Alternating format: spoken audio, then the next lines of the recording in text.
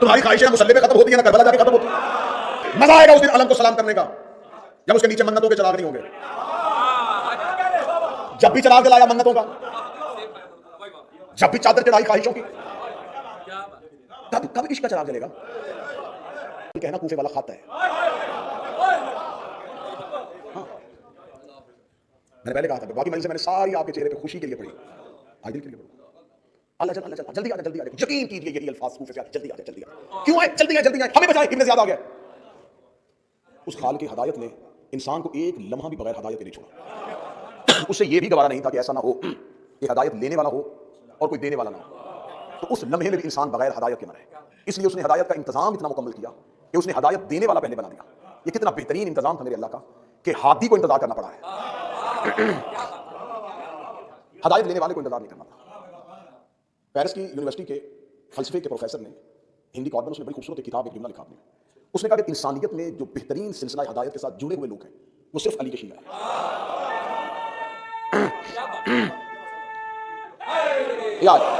وہ صرف مولا علی کے شیعہ. اور اس نے اس پہ دلیل دی. اس نے کہا کہ یہودیوں نے حضرت موسیٰ کے بعد یہ کہا کہ ہدایت کا سلسلہ رک گیا. موسیٰ چلے گئے، ہدایت ختم. عیسائیوں نے کہا کہ عیسیٰ کے جانے کے بعد ہدایت ختم. مسلمانوں نے کہا کہ رسول کے جانے کے بعد ہدایت ختم. اس میں مجھے ڈھونڈنے سے بھی کوئی ایسی قوم نہیں ملی جس نے یہ کہا ہو کہ ہمارا ہادی ہے. جنہوں نے رسول کے بعد اپنا سلسلہ ہدایت ٹوٹنے ہی نہیں دیا. ایک کے بعد دوسرا، دوسرے کے بعد تیسرا، مسلسل ہادی جس قوم میں زندہ رہے وہ شیعہ قوم.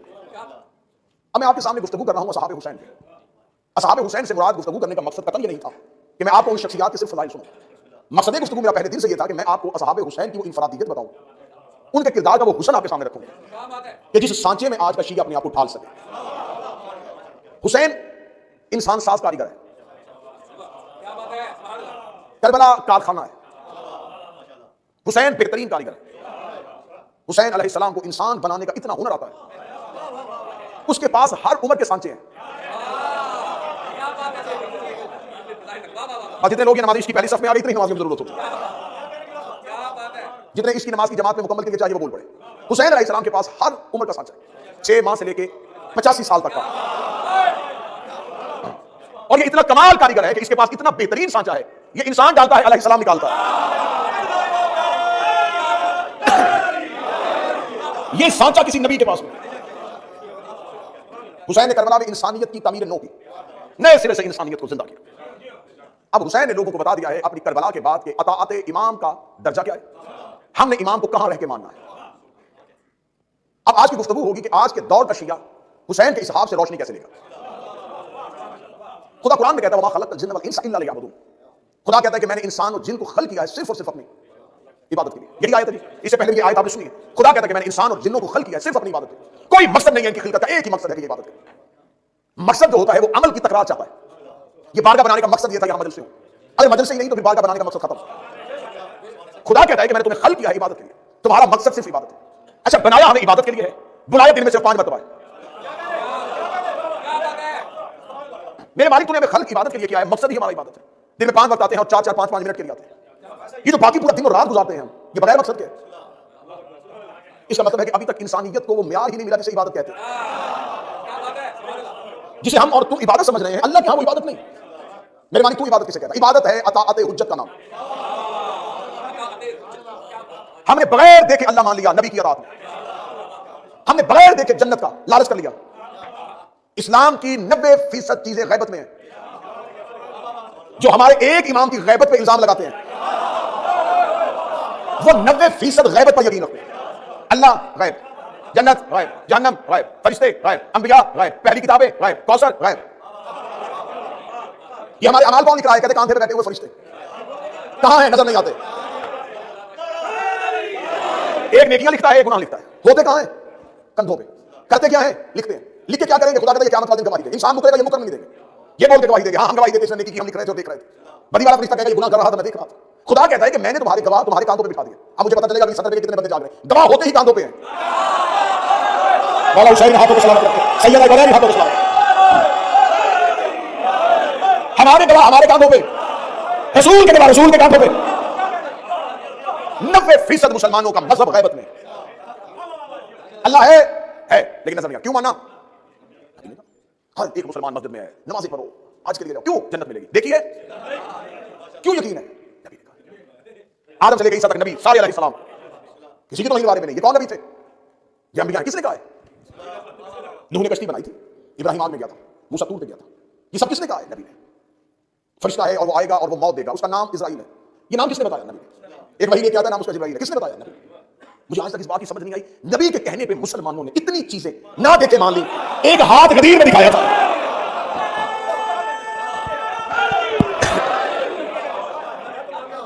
ان دیکھی چیزوں کو مان لیا, دکھائے ہوئے ہاتھ کو. صاحبان, اللہ چاہتا ہے عبادت, عبادت ہے اطاعت حجت کرنا. جو رسول کہے, جو امام کہے, اس پہ اطاعت کرنا, یہ عبادت ہے. اب آج کی مجلس جو ہے وہ مخصوص ہے, اور کل کی الوداعی مجلس میں اس کا نتیجہ آ جائے گا. امام حسین علیہ السلام نے کربلا میں مثال پیش کی تھی. یہ کردار چاہیے وقت کی حجت کو.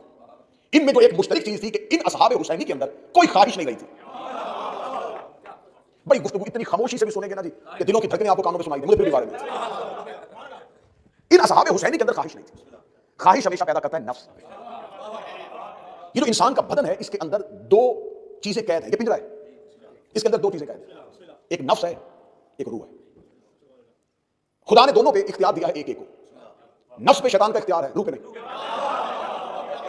روح پہ اختیار کیوں نہیں؟ خدا قرآن میں کہتا ہے یسألونک عن الروح, یہ تم سے سوال کریں گے روح کے بارے میں, کل روح من امر ربی. کہہ دینا یہ روح اللہ کا امر ہے. اللہ کے امر میں ابلیس دخل نہیں دیتا. ٹھیک ہے, اللہ کے امر میں ابلیس کا دخل نہیں. یہ جو بدن ہے یہ پنجرا ہے, اس کے اندر دو چیزیں ہیں جو اس کے اندر ہے, ایک نفس, ایک روح. نفس تک شیطان کا غلبہ ہے, روح تک نہیں. یہ جتنی خواہشیں پیدا کرتا ہے یہ نفس پیدا کرتا ہے. جو ہی نفس تھوڑا سا کبھی ہوا اور اس نے خواہشیں پیدا کرنی شروع کر دی. بدن جو ہے یہ نفس کی خواہشیں پورے کرنے والی مشین کا نام ہے. لذت بدن کو نہیں ہے, نفس کو. یہ جتنے بھی ذائقے ہیں یہ نفس کے. چھوٹا گھر نفس کی خواہش, بدن نے تھک تھک کے وہ خواہش پوری کی, نفس راضی نہیں ہوا, اس نے کہا اس سے بھی بڑا. بدن نے اس کو پورا کیا, اس نے کہا اس سے بھی بڑا. چھوٹی گاڑی, بدن نے اپنے آپ کو تھکایا, صبح سے لے کے شام تک کام کیا, نفس کی خواہش کو پورا کیا, نفس کو تسکین نہیں ہوئی, اس نے کہا اس سے بھی بڑی. یہ خواہشات بدن کی نہیں تھی, نفس کی تھی. ورنہ بدن کو سونے کے لیے اتنی ہی جگہ چاہیے جتنا قد ہے. بدن کو خوراک اتنی ہی چاہیے جتنی بدن کے اندر کھانے کی گنجائش ہے. بدن نے زیادہ بستر نہیں مانگا تھا, بدن نے بہت بڑا گھر نہیں مانگا تھا, بدن نے زیادہ تسکین نہیں مانگی تھی, تسکین نفس کی تھی. ساری زندگی نفس کو راضی کرتے رہے. یہ بھی یہ بھی بدن بڑا خوبصورت لفظ ہے, اور میسر سرکار مجلس میں تشریف فرمائے, بڑے روحانی عارف شخصیت ہے. بدن وہ گھوڑا ہے جس پہ بیٹھ کے نفس خواہشات کے تازیانے مارتا ہے اور اس کو دوڑاتا ہے.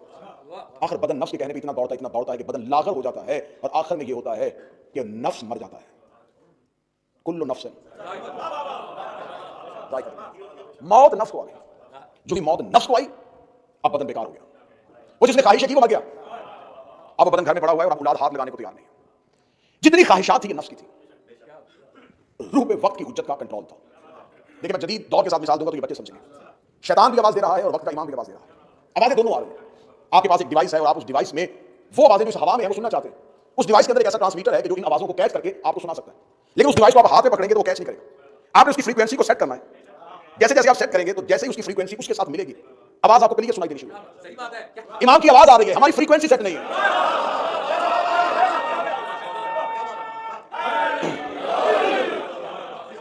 وہ آواز آ رہی ہے, صدا امام کو موجود ہے, امام کی آواز کو کائنات میں موجود ہے. حجت ہے زمین کی. اس زمین میں ایک پتا بھی حکم امام کے بغیر کھل نہیں سکتا. کیوں؟ زمین پر الہی نمائندہ موجود ہے. خدا اعلیٰ کل شیء قدیر ہے, لیکن اختیار اس نے امام کے ہاتھ میں دیا ہوا. نظام کائنات کو امام چلا رہا ہے. جس بندے کو آل محمد کے اختیارات تسلیم نہیں ہوتے, وہ بندہ اس بات کو مانتا ہے کہ سورج کی زنجیریں فرشتے کے ہاتھ میں. اگر اللہ نے فرشتے کو سورج ابھارنے کا اختیار دیا ہوا ہے تو جن کے دروازے پہ فرشتہ آتا ہو, اختیار وقت کے امام کے پاس موجود ہے, اور وہ زمین پر اللہ کا نمائندہ ہے. چلے میں پھر ایک مثال دوں گا. یہ باتوں میں مثال اس لیے دی جاتی ہے کہ انسان بات بھول جاتا ہے, مثال بات بھولنے نہیں دیتی. مثال کی وجہ سے بات, مثال اتنی علیحدہ ہو, اتنی انفرادیت والی ہو تو مثال کے ساتھ بات یاد رہتی ہے. اس لیے رسول نے پالان کا ممبر بنوایا تھا. اربوں میں سواری اونٹ ہی تھا. رسول نے فرمایا آج کے بعد جب بھی اونٹ دیکھو تو یاد آئے, جہاں بھی اونٹ دیکھو اونٹ پہ کوئی بھی بیٹھا ہو تمہیں یاد آئے کہ ہم نے علی کے ہاتھ میں بیعت کی. زمین پہ اللہ کے نمائندے کا اختیار کیا ہے. اللہ نے جس کو نمائندہ بنایا وہ اختیار کیا, اللہ نے بغیر اختیار کے بھیجا ہوا. میں پاکستان سے برطانیہ آنا چاہتا تھا. میں نے کہا کہ میں پاکستان سے برطانیہ پہنچوں تو میں ایئرپورٹ پہ گیا. ایئرپورٹ پہ جا کے میں نے کہا کہ میں برطانیہ جانا چاہتا ہوں. ان کا پاسپورٹ میں نے دیا, ان کا ویزا. میں نے کہا وہاں جاؤں گا تو لگوا لوں گا, وہاں پہنچوں گا تو ان سے کہہ دوں گا. انہوں نے کہا نہیں. تو میں نے کہا بھائی کون لگائے گا کہ تم وہاں پہنچے گی؟ انہوں نے کہا تمہارے ملک میں ان کا ایک نمائندہ ہے. میں اس کے پاس گیا, اس کے پاس جا کے میں نے کہا کہ میں جانا چاہتا ہوں. ویزا دیں, ان کا کاغذات لے کے آئیں. کون سے کاغذات؟ یہ ضروری ڈاکومنٹس ہیں, یہ ہم دیکھیں گے, پھر ان کاغذات کو دیکھنے کے بعد فیصلہ کریں گے کہ آپ ہمارے ملک میں جا سکتے ہیں کہ نہیں. میں نے اسے کہا کہ آپ وہاں کے بادشاہ ہیں, وزیر اعظم ہیں, کیا اختیار ہے؟ انہوں نے مجھے اختیار دے کے تمہارے ملک میں بٹھایا ہوا. کاغذات انہوں نے دیکھنے, میں نے دیکھنے, امال وہ نہیں دیکھیں گے. امال اس لیے خدا نے زمین پہ اولل الامر کو بٹھایا, جس نے اس جگہ پہ پہنچنا ہو. امال وہ نہیں دیکھے گا, امال امام نے. اس لیے خدا نے کہا میں قیامت والے دن بلاؤں گا امام کے نام پہ, صدا دوں گا امام کے نام پہ. اب جو امام وقت ہے, امام وقت کے لیے اپنے نفس کو مار دینا, اپنی خواہشات کو ختم کر دینا. کربلا کے اصحاب حسین کی سب سے بڑی انفرادیت یہ تھی, ان میں خواہش ہی نہیں تھی. یہ روح ضمیر پر یہ پہلی فوج تھی جو اپنے آقا و مولا کے ساتھ بغیر خواہش کے کھڑی تھی. اور جب عشق خواہشات پر غالب آ جائے, اب یہ لفظ سنیے گا, ایک انسان بھوک سے مر رہا ہو اور بھوک اس کے بدن کو ستا رہی ہے, اس کے کان میں کوئی آ کے کہتے ہیں فلاں رشتہ دار کی موت ہو گئی ہے, بھوک ختم ہو جائے گی, کیونکہ درد اس کیفیت پہ غالب آ گیا. درد اس کیفیت پہ غالب آ گیا. کربلا کے حسین کے اصحاب میں کسی چیز کی خواہش نہیں تھی, اس کے حسین ان پہ غالب آیا ہوا. کوئی نہ سمجھے کہ وہ پیاس سے بے چین تھے, انہیں پیاس محسوس ہی نہیں ہوئی. فرات آوازیں دے دے کے انہیں پکارتا ہے, انہوں نے منہ کے بھی نہیں دیکھا. یہ اتنے بے نیاز ہو گئے, کاش کوئی بندہ صدر کی قیمت ہے, اتنے بے نیاز ہو گئے, انہوں نے جنت کی خواہش بھی نہیں کی.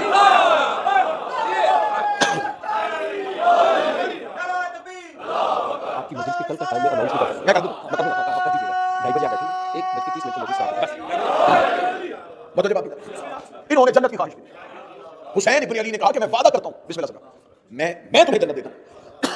انہوں نے حسین ابن علی سے کہا جنت کی خواہش میں نہیں. اب حسین ابن علی جانتے تھے کہ یہ جنت کے لالچ میں میرے پاس نہیں آئے.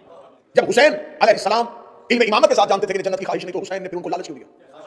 حسین اپنے ساتھیوں کو جنت کا لالچ نہیں دے رہا تھا, قیامت تک والوں کو اپنے ساتھیوں کی قیمت بتا رہا ہے.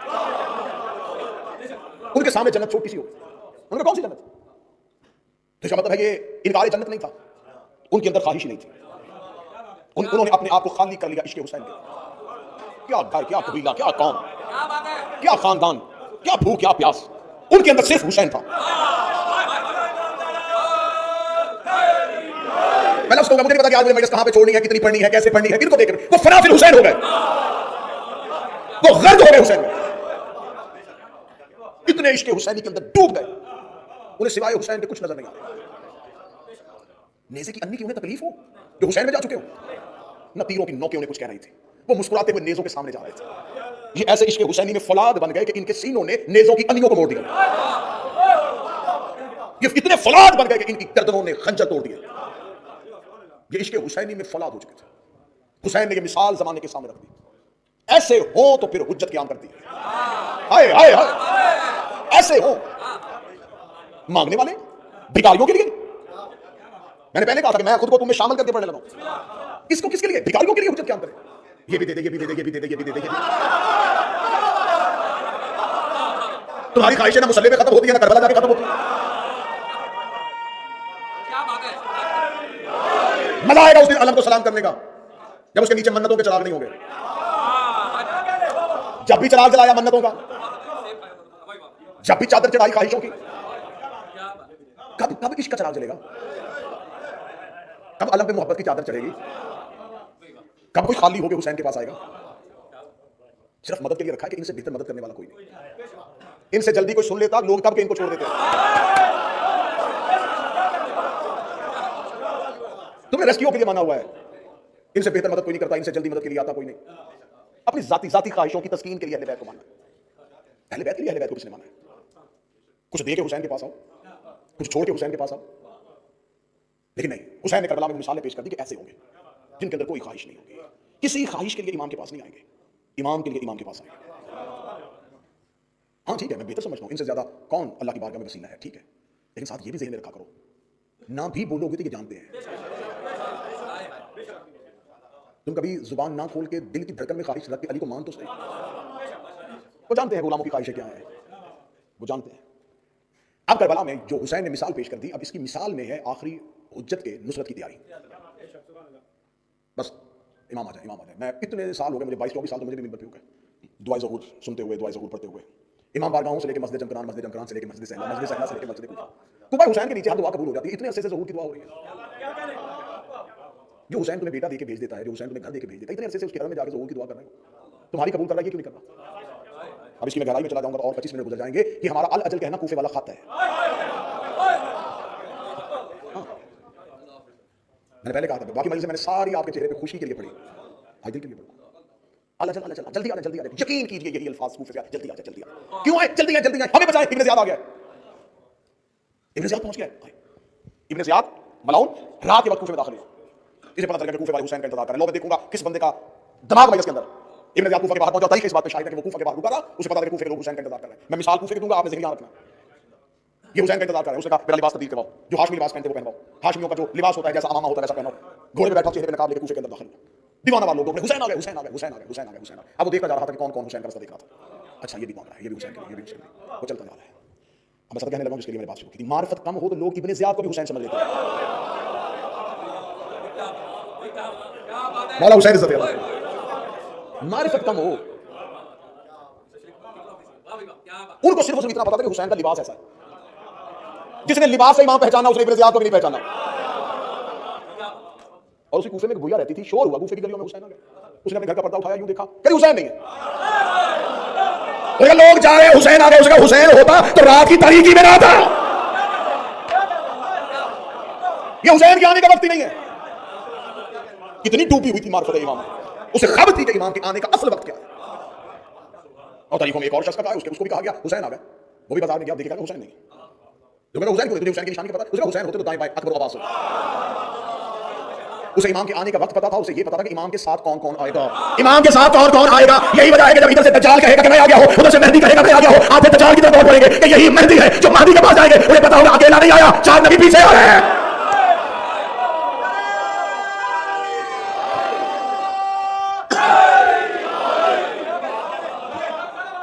اللہ صلی اللہ علیہ وسلم. پہلی شرط خواہشات سے بے نیاز ہو کے اپنے مولا سے عشق کرو. خواہشات سے بے نیاز ہو. مجھے آج تک نہیں کسی کتاب میں نہیں ملا کہ جناب سلمان نے مولا علی سے کہا کہ یا علی جنت میں میرا گھر کہاں ہے. مقداد نے کہا یا علی مجھے فلان جگہ کا گورنر بنا دے. گورنر نے کہا ہو کہ آپ کا دور آ جائے تو مجھے فلان جگہ کی گورنری حاکمیت مجھے دے دے. ان میں سے کسی نے بغیر خواہش کے اپنے وقت کے امام کو مانا. ہر دور کے امام کے نوکروں میں سے جو ایک وصف علیحدہ نظر آئے گا وہ بغیر لالچ کے امام کو مانتا ہے. حضرت ابو ذر بیٹھے ہوئے یوں اپنی چھڑی کے ساتھ. ایک شخص آیا دیکھ کے کہنے لگا کیا فائدہ ہے علی کو ماننے کا. دیکھ ہم نے ان کی بیعت کی اور اس نے کی اور اس نے وہاں گورنر بنا دیا، اس کو یہاں بنا دیا. تو بھی ہمارے ساتھ اس نے بیعت کرنے کے لیے چلا جاتا. جتنا بہتر صحابی ہے جتنی حدیث نبی نے تیرے بارے میں کہی ہے تجھے بہت بہت اچھا ہوتا مل سکتا تھا. اتنا کہنا تھا ابو ذر نے یوں اس کی طرف دیکھا، اپنی چھڑی کو اٹھایا اور کہا کہ ولایت علی پہ قائم رہنے کا مجھے اتنا فائدہ ہوا ہے جب چاہوں آسمان کو زمین پہ پھینک، جب چاہوں آسمان زمین پہ پھینک.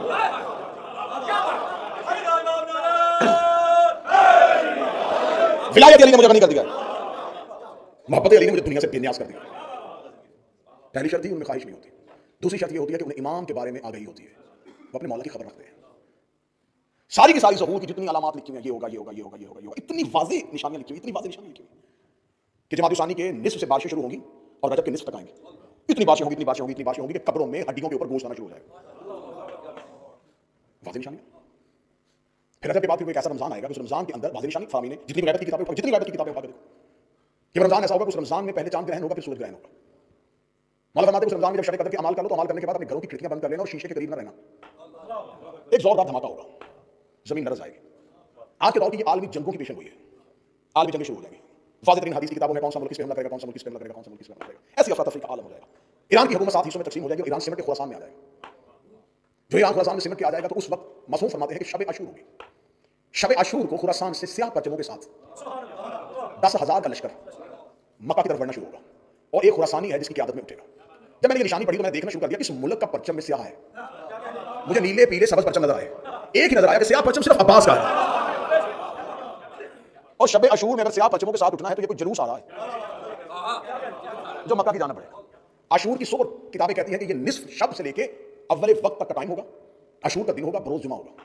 مکہ کی پہاڑیوں سے میرے آقا و مولا چلتے ہوئے آئیں گے اور بیت اللہ کے ساتھ ٹیک لگا کے کھڑے ہوں گے اور آواز دے کے کہیں گے انا حجت اللہ علی العرش، میں زمین پر اللہ کی حجت ہوں. انسانیت 3 گروہوں میں بٹ جائے گی. پہلے وہ ہیں جو یہ کہیں گے کہ یہ امام کی آواز ہی نہیں ہے.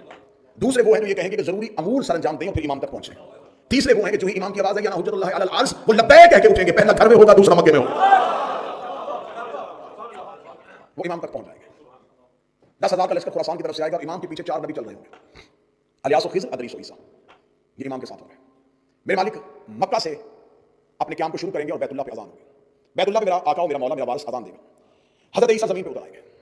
حضرت عیسیٰ کا زمین پہ اترنا خدا نے عیسیٰ کو زندہ اس لیے رکھا ہے کہ زمین پہ اکثریت پہ عیسائیوں کی حکومت ہوگی. पूरी जमीन की अक्सरियती हिस्से पे ईसाइयों की हुकूमत होगी। जनाब ईसा जब जमीन पे आके कहेंगे कि मैं खुदा का बेटा नहीं, ये मेरा इमाम है, ईसाई एक लम्हे में अपना अकीदा बदलेंगे और महदी के कदमों में अपना सर रख देंगे। शक नहीं करेंगे, सवाल नहीं करेंगे, पूछेंगे नहीं। कल की मजलिस में वजाहत हो सकी तो मैं पूरी निशानियों के साथ एक एक तारीखी अखबार के साथ कौन कौन सा मुल्क, और इंशाल्लाह कल दिन में ठीक 2:30 बजे मैं मिंबर पे आऊंगा और आपके सामने नमाज इश्क अदा की जाएगी। मेरे आका मौला मक्का से चलना शुरू हो गए, लश्कर इमाम के साथ मिलना शुरू हो जाएगा। वक्त का इमाम खाने काबा को गिराएगा। यहां पर आके जैसे आप चुप हुए कुछ लोग, इसलिए मैं तो कह रहा हूं तैयारी पूरी होनी चाहिए, निशानी मेरे पता होनी चाहिए। जो ही काबा गिरना शुरू हो गए लोग कहेंगे ये इमाम नहीं है, इमाम होता तो काबे को गिराता। जो इमाम वापस पलटने लगे, लोग वापस पलटने लगेंगे तो इमाम कहेंगे वापस ना बुलाना, जाने दो इनको घरों में। इन्होंने इमाम के होते हुए ईंटों के घर को इज्जत दी,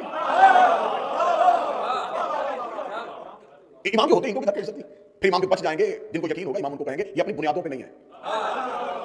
जहां हजरत इब्राहिम ने उठाया था वहां है ही नहीं, जाओ जाकर तरीके उठा के देखो, 7 मरतबा तो काबा तमीर किया गया। ये काबे की तवाफ का रकबा ही नहीं है। मौला अमीरुल मोमिनीन ने कहा था जब रुकन मकाम इब्राहिम पर रखने लगे थे, अली ने फरमाया ये मकाम नहीं है इब्राहिम का। आप ये जाके किताबों से पढ़ना कि कब कब आखिरी बार काबा जो है उसको कब तमीर किया गया था। इमाम काबे को उसकी बुनियादों पे रखे, जहां पे इब्राहिम ने रखी थी। मस्जिद नबी को वसी किया जाएगा, इमाम वहां से शुरू होंगे। जमीन आसमान पे जहां जहां आका मौला के मानने वाले हैं वो मक्का पहुंचना शुरू हो गए। मेरे आका मौला का लश्कर नजफ की तरफ चल रहा होगा, क्योंकि मेरे मौला का दारुल हुकूमत कूफा होगा, और उस दौर का कूफा जो आज है वो नहीं होगा, ये नजफ और करबला ये कूफा के अंदर ही होगा।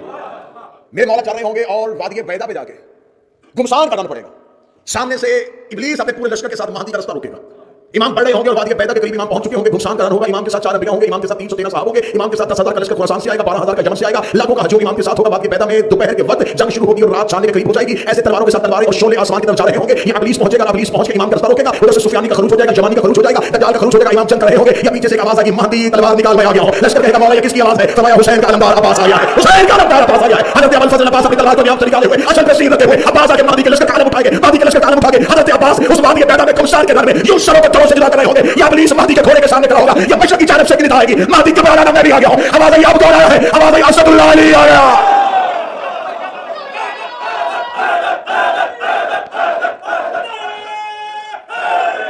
करबला से एक लश्कर लेके हुसैन उठेगा, 72 तलवारों को आलम किए हुए, हजारों का लश्कर करीने करबला के पीछे। अब यहां तक आके जो लगाऊंगा यहीं आकर फला रुकेगा। हर मजलूम अपने जालिम से बदला लेगा, हर मकतूल अपने कातिल से बदला लेगा। मेरा आका मेरा मौला मेरा साहिब सबसे पहली बैत जिब्रील आके मेरे मौला के हाथ पे करेगा। कल का दिन जहां पर जितने हवाले लेना चाहना ले लेना, लेकिन शक न करे तो हुसैन का वास्ता। जिब्राइल ने आदम से लेके 11वें तक किसी के हाथ में बैत नहीं की। ये शागिर्द है अली का बैत नहीं की है, ये बैत सिर्फ महदी के हाथ में करे।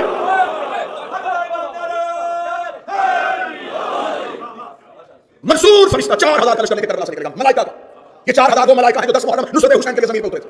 मेरे आका मौला ने से इनकार कर दिया था, अल्लाह ने अर्श पे बुलाने से इनकार कर दिया था। तुम्हें हुसैन के लिए भेजा था अर्श पे लाना, जाओ कब्र हुसैन में बैठ जाओ। ये 4000 फरिश्ते आज भी मंसूर फरिश्ते के साथ कब्र हुसैन में बैठे। आज भी मंसूर फरिश्ता करबला के बाहर हुसैन के ज़ाहिरीन का इस्तेमाल करता है। आज भी वो 4000 मलाइका जमीन और आसमान के दरमियान हुसैन की कब्र में बैठे हुए, बालों को घेरे हुए हुसैन पे गिरिया मातम कर रहे हैं और हुसैन पे सदाई सलासो सदाई नुसरत पे लबैक कह रहे हैं। जो मेरे आका मौला के मंसूर फरिश्ता 4000 मलाइका के साथ अलियास खिज़र अदरीस और ईसा 313 सहाबा 12,000 10,000 6,000 80,000 1,00,000 60,000 ये तमाम खरूज करते करते इमाम के लश्कर में जाएंगे। हर एक मजलूम अपने जालिम से बदला लेगा, मूसा फिरौन से बदला लेगा, इब्राहिम नमरूद से बदला लेगा। हर मकतूल अपने कातिल को कब्र से निकालेगा, जैसे उसने उसे मारा था वैसे वो उसे मारेगा। लो तुम्हारे यकीन के लिए कुरान से रख लेता हूं, इब्लीस के पोस्ट पे आके मेरा मौला अली ने मारेगा। अब मुझ पे सवाल करो कि हद बनता था अली का, कहीं पे मुल्ज़म को कत्ल करता, उसने इब्लीस को क्यों मारा? इसलिए कि इब्लीस अल्लाह का दुश्मन है और अली यदुल्लाह।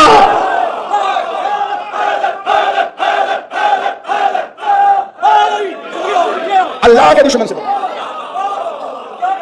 अल्लाह के दुश्मन से बदला अली ने। जमीन अदल इंसाफ से भर जाएगी। इराक से हदीस कहती है इराक से अगर कोई औरत जेवर से भरी हुई शाम की तरफ पैदल सफर करे उसे कोई नहीं देखेगा। वहशी दरिंदे घरों में रहना शुरू कर देंगे, जहरीले जानवरों के जहर का असर खत्म हो जाएगा। जमीन अपने खजाने उगल के बाहर फेंक देगी, सोना और चांदी जमीन पर बिखरा हुआ पड़ा होगा, महदी का नौकर ठोकरे मार के चल रहा है। मेरे आका का सदका उतारने वाले होंगे, लेने वाला कोई नहीं होगा।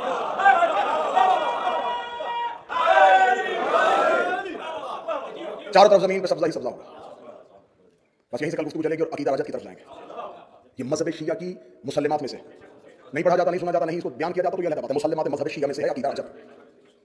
सरकार वारिस से जमाना के बाद आइमा के दौर का पलट के आना। कल पढ़ा जाएगा कि जमीन पे अली कितनी देर हुकूमत करेंगे, हुसैन कितनी देर राज करेगा, फिर जमीन में मेरे मुख्तलिफ बादशाहों का कैसा कैसा दौर हुकूमत होगा, किसके दौर में कौन किस मकाम पे बैठा होगा। जिसे हम अकीदा रजत कहते हैं उसी ही को तो जन्नत कहते हैं। काश इस जुमले पे बोलता था, मैंने यकीन कीजिए जानबूझ के माइक से हट के जुमला बोला, जिसका मुकद्दर वो सुन कर ये ना हो जुमले की बेकदरी हो जाए। इसी को जन्नत कहते हैं। ये कोई आसमान पे दूध और शहद की नहरें नहीं है। ठीक है, कोई अल्लाह ने आसमान पे अल्लाह का ही कायनात से बनाई है। जो जिस इमाम के दौर में उठेगा वो उसकी जन्नत होगी, ना इब्लीस होगा ना शर होगा। कैसा वो दौर होगा? ये वो लोग होंगे जिनमें ख्वाहिशें नहीं होंगी। अगर उस दौर में पलटना चाहते हो, अब्दुल्लाह इब्न मसऊद को हाकिम शाम ने अपने दरबार में लाके लाठियों के साथ, छड़ियों के साथ मारना शुरू कर दिया।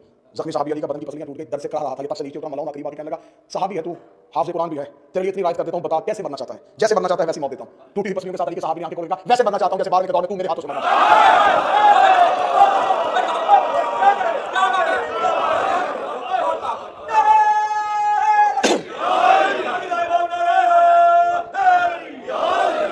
जितने इल्जाम लगाने लगाओ, जितने बहतान बांधने बांधो, हम खामोश हैं, हम चुप हैं। हमारे इंतकाम का दौर शुरू ही नहीं हुआ। लेंगे इंतकाम जब वारिस आए, पूछेंगे एक एक गिरबान पकड़ के, जब हम मिंबरों से अली के फज़ाइल पढ़ते थे तो तुम ही मजमू में बैठ के दूसरे के कान में बातें किया करते थे। अब आया है मेरा आका, इनसे पूछ के ये कौन है? जुबान कट सकती है, जिसम और रूह का रिश्ता टूट सकता है, हक़ ज़हरा को नहीं छुपा सकते। जिंदा ही मोहम्मद की बेटी का हक पढ़ने के लिए इससे भी ज़्यादा सजा दी जाए। जिला वतनी क्या चीज़ है? एक वतन से निकालोगे, हुसैन के आशिक हाथों पर उठाते हैं। हमारा कोई वतन नहीं है, हमारा वतन वही है जहाँ अली के शिया बैठे। हम जब हुसैन के मकतब में दाखिल होते हैं तो घरों को भूल जाते हैं। ये बच्चे, ये हमारी औलाद है, ये नस्ल हमारी नस्ल है। घरों से निकले हैं मोहम्मद की बेटी का हक पढ़ने के लिए, आखिरी सांस तक पढ़ेंगे। मेरी नस्ल ने भी कर्जा अदा करना चाहे तो कभी भी नहीं कर सकती कि उन्होंने हमसे ये काम लिया। जब एक एक कातिल से इंसाफ ले रहा होगा तो किसी को कब्र से निकालेगा, उसे दरख्त के साथ लटकाएगा। मैं गलत पढ़ूं, ये कुरान मेरे सामने है, इसकी कसम सिर्फ तेरे तवज्जो के लिए, तेरे यकीन के लिए खाने लगा। इस कुरान की कसम है, मेरा महदी उन लाशों को दरख्त से लटका के ताज़ियाना मांगेगा। ये उसका बदला है जो बतूल को मारा गया। लेगा दादी का इंतकाम। आज है मेरे मौला के बाबे का जनाजा, मेरे 11वें शहंशाह का जनाजा, मेरा जवान 28 साल का मौला। हमारे पंजाब में जो 8 रबीउल अव्वल का जुलूस निकलता है उसे बाबी साहब कहते हैं चुप ताज़िया। चुप ताज़िया का जुलूस निकलता है, खामोश होते हैं। हुसैन के ताज़िये में मातम होता है, 8 रबीउल अव्वल का ताज़िया चुप क्यों होता है? सिर्फ वजह पढ़ूंगा तेरी आंखें नीचे। सामरा का घर था, इमाम को जहर मिलने के बाद शहीद कर दिया गया था। उस घर के अंदर एक मर्द था, 2 खवातीन थी, एक बारहवीं की मां थी और एक 12वीं की फूफी थी। दरवाजे पे फौजी खड़े हुए थे, उन फौजियों को हुक्म था कि इस घर के अंदर से अगर किसी मर्द की आवाज आए तो घर का दरवाजा तोड़ के अंदर दाखिल हो जाना। बाबे का जनाजा पड़ा हुआ और बार-बार चुप खड़ा था। गाय के पर्दे की खातिर मेरे मौला रोया नहीं बाबे के जनाजे पर। मिन्नत करके कहूंगा, आज है 11वें शहंशाह का ताबूत उठना। इतनी चीखें मारना ये 12वीं की हसरत है। इसको इसके बाबे के जनाजे पर रोने नहीं दिया गया। इस मेरे आका मौला को, ये मेरे मौला की यतीमी का जनाजा है। तुम इस मौला की रही है तो ये मेरे आका की यतीमी का जनाजा है। सामरा के एक मकान में मेरा बार-बार चुप करके अपने बाबा के जनाजे को देख रहा था। जहर मिली है हसन को भी, जहर मिली है सजाद को भी, जहर मिली है बाकर को भी, जहर मिली है तकियो नकियो मूसा कासिम को भी, लेकिन इस 11वें इमाम की जहर में ये दर्द है। मैं गलत पढ़ूं, मुझे बार-बार माफ न करे। जहर मिली हुई थी और जालिम ताज़िया ने मार रहे थे। जहर मिली हुई थी और जालिम इमाम के हाथों पे ताज़िया। यकीनन मजलिसों में मेरे आका मौला तशरीफ लाते हैं। अब तुम्हारी तरफ से क्योंकि मैं मिंबर पे खड़ा हूं, मैं आवाज देके कहता हूं, ए मेरे वक्त के आका मौला, ए यूसुफ ज़हरा, ए आले मोहम्मद का इंतकाम लेने वाले, ए हम गरीबों की आस मौला, आज हम आपको आपके बाबा का पुरसा देने लगे हैं। और मेरे मौला में पुरसा देने से पहले पहला जुमला कहता हूं, मेरे मालिक आप बाबे के जनाजे पे बैठे थे लेकिन मौला आप चुप बैठे थे। मेरे मालिक ये गरीबी है, हम आतंक करते हैं, लेकिन मौला बैठा तो तू बाबा के जनाजे पे था। हाय 4 साल की सकीना जो बाबे के जनाजे पे रोने के लिए आई थी, ना किसी ने रोने दिया, ना जनाजे में बैठ। जहर मिल गई सामरा में मेरे 11वें शहंशाह को, मेरे मौला के बड़े साहबजादे। इनके भाइयों में से एक भाई सैयद मोहम्मद, आज भी बलद में इसे सानी अब्बास कहते हैं। ये मेरे मौला का भाई है। एक मेरे मालिक का भाई है जाफर ज़की। इसे तारीख 2 लफ्ज़ों से याद करके मेरा दोनों से इख्तिलाफ है। एक लफ्ज़ वो है जो मैं मिंबर पे कह नहीं सकता, एक तवाब कहा जाता है। तौबा कर ली थी, अस्तगफिरुल्लाह, हो इमाम का बेटा, कोई दावा इमामत नहीं किया। 12वीं की इमामत को महफूज रखने के लिए उस वक्त के शियों का चेहरा अपनी तरफ करवा दिया ताकि मेरा भतीजा महफूज रहे, जैसे उस अबू तालिब ने एक भतीजा बचाया था। ये आले मोहम्मद के घर का मजलूम है, जितने नकवी सदार बैठे हुए, इनकी ज्यादा नस्लें इसी मेरे आका मौला से, जलालुद्दीन सुरखपोश उसी आका मौला की नस्ल में से। ये मेरे वो शहंशाह मौला है जिसने तारीख के सितम ले लिए। आज भी मौरख ने 2 ऐसे लफ्ज़ों से याद करता है मेरे मौला को, लेकिन खामोश रहा।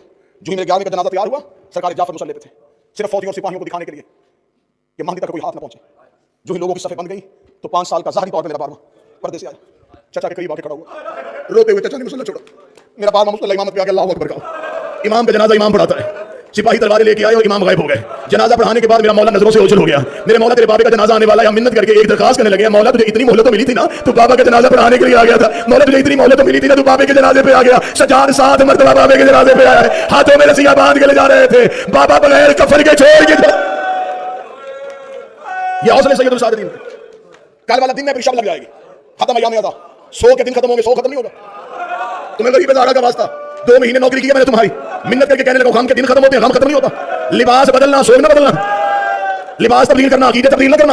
کل کے بعد ہو سکتا ہے تمہیں تواتر کے ساتھ مجلس سے نہ ملے، جیسے تمہیں ایام اعظام میں کبھی اس بار کا چلے جاتے تھے، کبھی فلاں کے گھر میں مجلس، کبھی فلاں جلوس میں چلے جاتے تھے.